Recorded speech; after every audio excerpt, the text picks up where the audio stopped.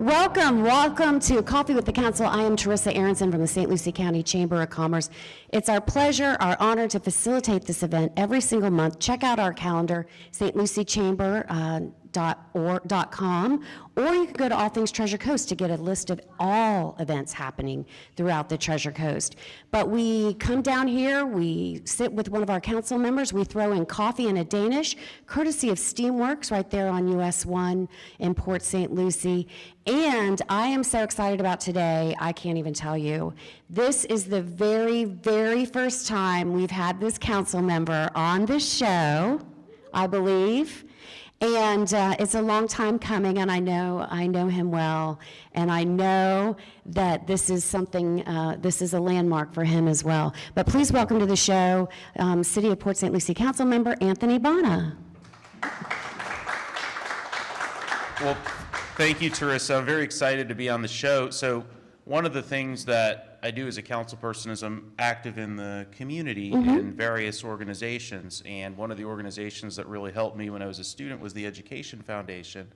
And so I have a standing conflict with this show, but of course, being a school-related organization, they do not have a meeting in the summer. So I get the opportunity to do this show. So I'm very excited. Well, we're going to book you every summer. But I also know that Anthony, I've known him since he was a young Floridian recipient when I was involved in the program. He was born and raised in this community. Or were you born here? I was born in Mineola, New York, but here since I was 3, so I've seen most of Port St. Lucie. I grew up with Port St. Lucie. So. Yeah, you did. And went off to Georgetown, has a degree in finance. Yes.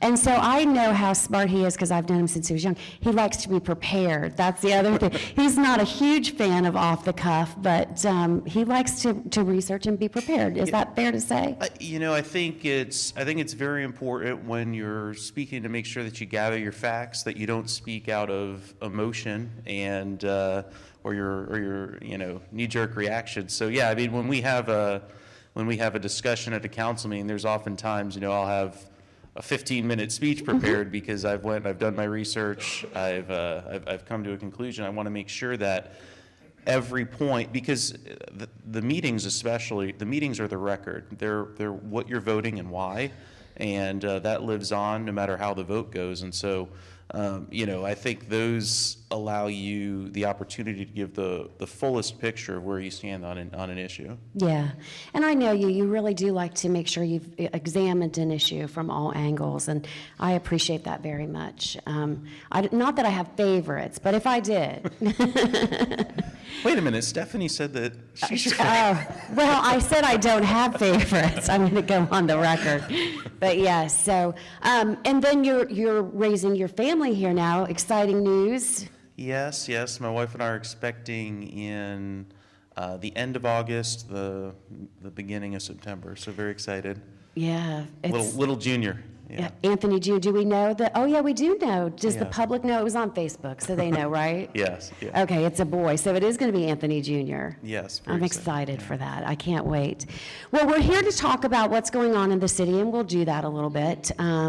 So what do we have on tap today? What do you want to talk about? Because sometimes I like the frivolity of the show, but then sometimes Facebook disagrees with me. But I always do want to get to know our commissioner, our council person, before we start going, but what do we got going on in the city? So it's an exciting time because we're about to approach our summer retreat, which is we call it a workshop now because we're not at a resort. We're actually working the entire time. Yeah. And it's a 3-day session where we take a real comprehensive look at the city and on everything from the budget to traffic to our public safety. And so I encourage, if you have any time at all, it's August 1st through the 3rd, to come by the community center and to attend the retreat and really get. We're going to have an impact. We're going to have an update from Cleveland Clinic. A lot of people are concerned about healthcare in the community, and so we requested a presentation from them. And so it's just a very informative time. And as I mentioned, we'll be going through the entire budget. I believe that's the second day of the retreat. So encourage everyone to attend. So the budget's a big thing. You got to have that in place by October 1st, and so we go through it every summer. It is more of a workshop, honestly. I don't know there's much retreat. Every department head is there. It has to be publicized like every other council meeting. But I think what's different about this and what's a little bit interesting is that there's defined times for different subject matter. So if you have an interest, check out the schedule because you're going to be able to come down. If it's education, if it's healthcare, small business, we typically do one, although we just did it at council. So yeah, I would encourage them to do that. Any surprises in the budget? I know we have, what, an 18% increase in property values? Yeah, I mean, I wouldn't say that there's any real surprises. I know kind of in the budget, there's three major priorities for me. One is our public safety, two is our roads, and three is keeping the community affordable for everyone.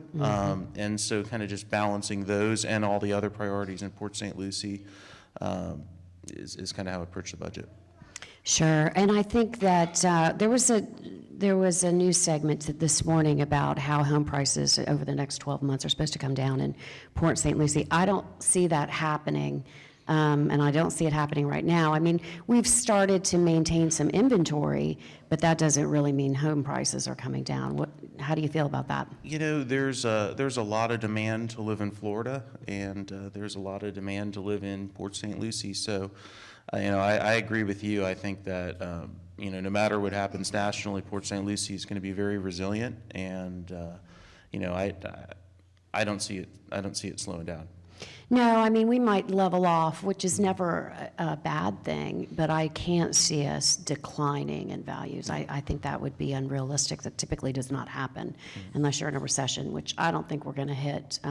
Not like we did in 2007, 2008, but I'm not an economist. I run a chamber. What do I know? Well, at one of our retreats, we did have an economist, and he did say that even if there was a national recession, that Port St. Lucie would be very resilient and would only marginally feel the effects.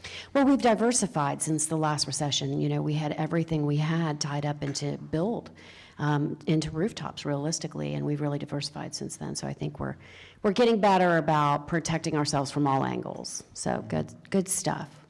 What else have we got going on? So, and one of the things that we are doing in terms of the budget is, I hear a lot throughout the community, people concerned about tax rates and millage rates, and one of the things that we've done in Port St. Lucie is we've had a policy of incrementally reducing the millage rate, and before I got there, that policy started. I think this is the 8th year in a row that the city is going to reduce the millage, and we started at 6.6, and now this year it's going to go down to 5.2. So year over year, it might not look like a large reduction. You might actually pay a little bit more than you did last year if your value went up. But if you look at the effects of incrementalism, where we started and what you're paying today, you're paying much less because the city of Port St. Lucie has incrementally addressed this problem. So I always like to talk about property taxes this time of year, and that's because your trim notices are coming out in August, and those are truth in millage. And realistically, it comes from our property appraiser, and it's going to give you the assessed value, and it's going to give you the market value of your home. What you're assessed at is what you're paying taxes at. And so what the councilman is alluding to is the fact that every year, if you're homesteaded, the assessed value can go up as much as 3% if the value of your home has gone up 3% or more. And so you're going to pay essentially 3% more year over year. I mean, realistically, we haven't had many times where, during the recession was the only time I remember where it stayed sort of steady and we didn't have the 3% increase. And then you are reducing that incrementally. So you're going to pay 3% more, but you're reducing that percentage by how much did you say? So this year it's 1/10 of a mil, so 5.3 to 5.2. The year before that it was 5.6 to 5.3. So, we do what we can Yeah. over time, and it does have an effect. It does. You won't pay as much as you would have had the millage rate stayed the same. Then your increase would be that much more, that percentage more. The county is going to do a reduction in millage as well. So hopefully your increase will be minimal. Yeah, and I know, there's a lot of discussion about how the city has one of the highest millages. We actually have the 4th lowest out of the 20 largest cities in Florida. And so we are doing what we can in Port St. Lucie, and I know the county is as well. So, I'm hoping that that people feel the effects of that. Well, I mean, I don't know if they understand the aggregate millage that they're paying as well. I mean, there's other taxing authorities besides just the city, and not to mention your waste pickup is on your bill, and that's just a fee. That's an Yes. assessed fee, and then there's also millage rates coming at you from schools, fire, mosquito, water management. Everybody takes a tiny piece, and that is sort of our aggregate millage, but you're not in charge of that entire number. You have one line item, right? We have two. We have the Oh, yeah. voted debt, and we have the city, and then there are the fees on there. The solid waste fee is going up this year contractually, and it's really important that we have that built into the contract, because if you don't build that into the contract and prices aren't keeping up, then service declines as we saw. So again, there's paying attention to an issue and actually working through it incrementally is very important. Otherwise, you have those drastic things Yeah, you do. happen. Yeah. But, so everybody, I'm going to do a show at the county, probably with our property appraiser, Michelle Franklin, so we'll be explaining that trim notice. But the important takeaway always, whenever I speak about trim notices, it is not a bill. Do not try to pay it. It is just giving you some information on what's coming up, what may happen, what happened last year, but it is not a bill. So we always have that problem. People think, what, this is my bill? Yeah. What else? Do we want to do our presentation? Well, the other issue I really want to touch on that's a priority of the council is public safety. So Okay. one of the issues that was identified at our last retreat was, we've been the safest city for a long time, and we want to make sure that we stay the safest city. And Port St. Lucie actually has one of the lowest, if not the lowest, ratio of officers per 1,000 residents. I think we're at 1.2, and the national standard is 2.1. And so we are very committed to ensuring that we really prioritize public safety and adding officers to meet the challenges of our growing community so that we stay safe. And so the new budget, I believe, adds 18 sworn officers. And so it's a big priority of Port St. Lucie. Okay, and so that comes out of the budget, because we raised impact fees for the police department, but that goes to infrastructure, capital improvements. So that's going to go to the new training facility, which may in turn help indirectly by allowing them to train their officers at their pace and probably more. And rather than having to share the public safety complex at IRC with many others, they'll have an opportunity to get more officers on the street sooner. Yes. So, okay, and you put 18 more officers in. That's a lot. And we have a new chief. I'm not sure people are aware of that. Yes. Many of you know Assistant Chief Del Toro. He is now Acting Chief Del Toro, and he's doing a great job, and so we're very excited.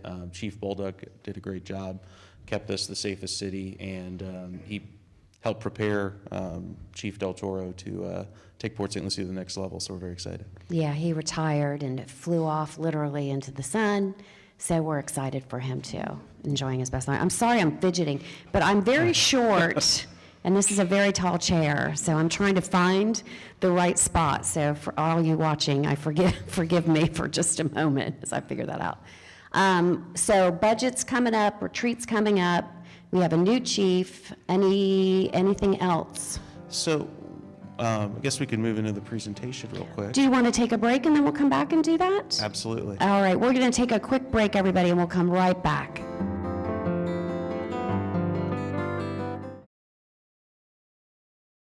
Welcome back to Coffee with the Council. I'm Teresa Aronson here with Councilman Anthony Bonner. And Councilman Bonner is very, very in touch with our strategic plan and wants to make a special presentation, and it sort of ties in. Yeah, so one of the things, on the council, we have this strategic plan, and first part of that is safe, clean, and beautiful. And I thought, it's not the city council that achieves the strategic plan for a city. We have to work together with our residents and our businesses. And so I thought if I'm going on Coffee with the Council, a fun thing to do would be to recognize a business that is doing their part to help advance our strategic plan. And so just adding that, next time I'm on, we'll probably honor another business. So I heard from someone who I know well, Gary Smith, who's actually in the audience today, and Gary is a member of the Rotary Club I'm involved in, and he also is dedicated and passionate about litter and improving our community. And Gary and others in the Lake Charles community had approached Walmart in St. Lucie West about keeping their parking lot clean. There was, a lot of litter in the Walmart parking lot. To say the least. And Walmart actually listened, and they have prioritized keeping that parking lot clean. I drove through it yesterday with Gary, and it was, I was amazed. And so one of the things Walmart is doing, their manager, Brian Smith, is they actually have an employee who is responsible for that parking lot, and shows up to work at 6 a.m., his choice. He started earlier to be more effective, and he's doing a great job. And so, okay. I'll get that for you, Councilman. Thank you. Want to present this certificate to John Camacho on behalf of St. Lucie West Walmart. And it says, the City of Port St. Lucie extends its heartfelt gratitude for your exceptional contribution to litter prevention. Your unwavering dedication has significantly improved the cleanliness and beauty of our community. Thank you for your outstanding service and positive impact on Port St. Lucie. Community partners such as you are essential to helping the city achieve all aspects of our strategic plan. So Come on thank you over, very John. much, John. Come on into the camera. Come over. Thank you for being us, John. Wow, and it's so nice to have Gary here too, because I know Gary is very serious about litter and actually has an organization called People Serious About Litter. What made you want to do this? The people. And they come up to me and tell me that, well, I'm doing a good job, and the expressions on their face. It makes me feel good, so I'll keep doing it. And I want to thank him for giving me this opportunity, Gary. Oh, so nice. Thank you for your service. We appreciate it. And congratulations, John. I'm sure your family's very proud. Thank you so much. All right, we're going to take a quick break, everybody.